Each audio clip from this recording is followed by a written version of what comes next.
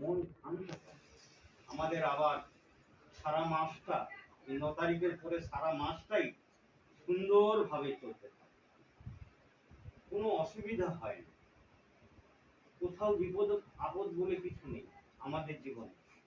যারা ঠাকুরকে সত্যিকারে নিয়ে ধরে চলে না, তাদের জীবনে কখনোই সংসারে কখনোই বিপদ আপদ আসলেও কেটে যায়, থাকে না।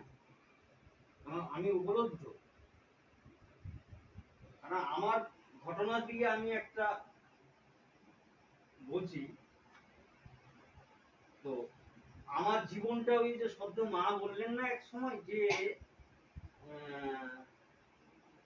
গরু খুঁটা বেঁধে রাখা সেইটুকুনি ঘুরে গরু ঘাস খায়। তো আমাদের জীবনে দীক্ষার যে এত প্রয়োজন, এই মাহাত্ম্যটা আমি বহুদিন পরে বুঝতে পারি। কি করে বোঝা যায়?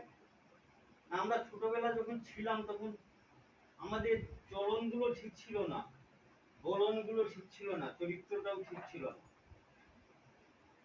কিন্তু যতক্ষণ করে সারা জীবনটাই সারা লাইফটাই দীক্ষা নেওয়া হয়নি, তার মধ্যে চলনের মধ্যে বিবাহ হয়ে গেল বেঠিকভাবে, চলনটাও বেঠিকভাবে, শিক্ষাটাও বেঠিকভাবে, সব কিন্তু বেঠিকভাবে হচ্ছে, কোনোটাই ঠিক নয়।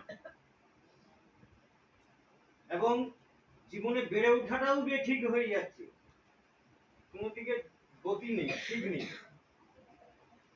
যখন আমি দীক্ষা গ্রহণ করলাম তখন আমি বুঝতে পারছি যে আমার আগেকার জীবনগুলো আর দীক্ষার পরের জীবনগুলো কিভাবে হয়ে উঠল। মানে আগেকার জীবন যেভাবে চলেছে, ভয়ঙ্কর ভাবে চলেছে, সেই জীবনটা বলা সম্ভব না। প্রত্যেকের জীবনেই আসে রোগ জ্বালা দুঃখ দারিদ্র কষ্ট, সবকিছুর মধ্যে শান্তি নেই। ইনকাম করছি, টাকা পয়সা রোজগার করছি, সবই করছি, কিন্তু মনের মধ্যে শান্তি নেই।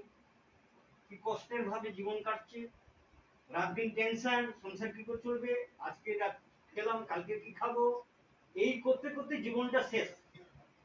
পরবর্তী মানে পুরো লাস্ট স্টেজে, লাস্ট জীবনে যখন আমরা যাই তখন বুঝতে পারি, এই দীক্ষার পরে বোঝা যায়। কারণ আমাদের মেন হচ্ছে প্রবলেম, যখন যে দীক্ষার প্রয়োজন তখন যদি কেউ দীক্ষা না দেয়, তাহলে আমাদের জীবনে এই দুঃখ কষ্টগুলো জ্বালাগুলো যন্ত্রণাগুলো লেগে থাকে। আমরা সেই জীবনটাকে পাওয়ার জন্য এই দীক্ষার খুবই মাহাত্ম্য।